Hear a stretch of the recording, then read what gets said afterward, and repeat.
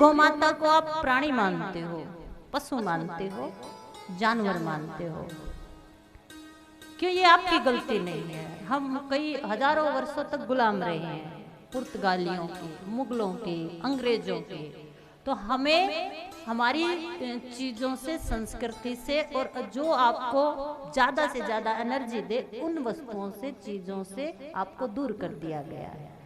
अब आप केवल यही मानते हो कि गाय एक पशु है, दूध देती है, ना दूध दे तो गौशाला में छोड़ दो। बैल है, वो खेतों में पहले हल जोतते थे, अब ऐसे निकाल देते हैं। तुमने गाय को पशु मान लिया, तुम्हारी बुद्धि में ये बात बिठा दी। लेकिन मैं आपको धार्मिक, व्यवहारिक और वैज्ञानिक दृष्टि से 3 बातें बताऊंगी। अगर आपका मन करे कि हाँ वास्तव में गाय माता भगवान है, तो मानिए, पूजिए, क्योंकि धन आपका, तन आपका, जीवन आपका। पहला, धार्मिक तरीके से बताता, बोलना पड़ेगा, जोर से बोलना पड़ेगा।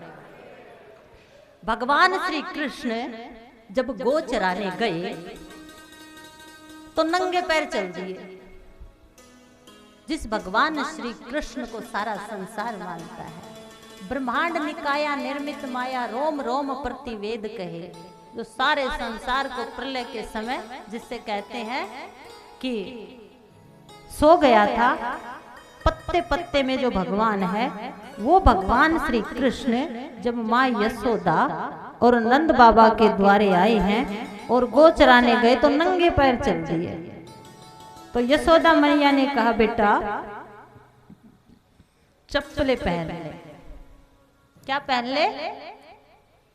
हाथ उठाना, हाथ उठाओ जो कथाओं से चप्पलें चुराते हैं। चोरी करना ऐसा मत करना,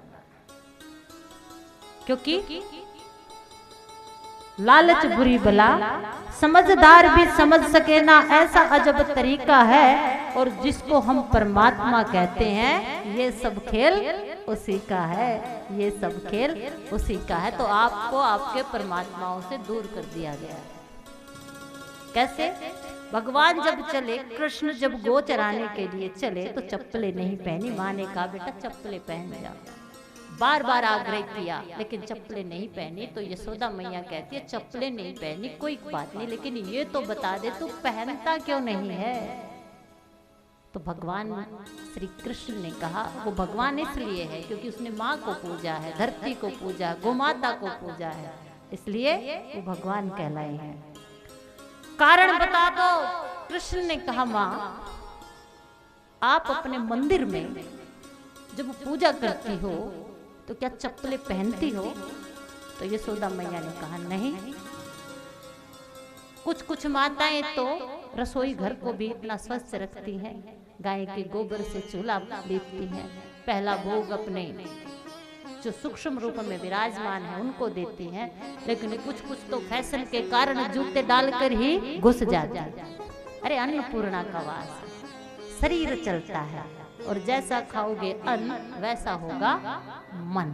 इसलिए आपकी रसोई घर आपके जीवन का आधार है, आपके भोजन का आधार है। माँ अन्नपूर्णा का वास है, इसलिए सोच समझ कर।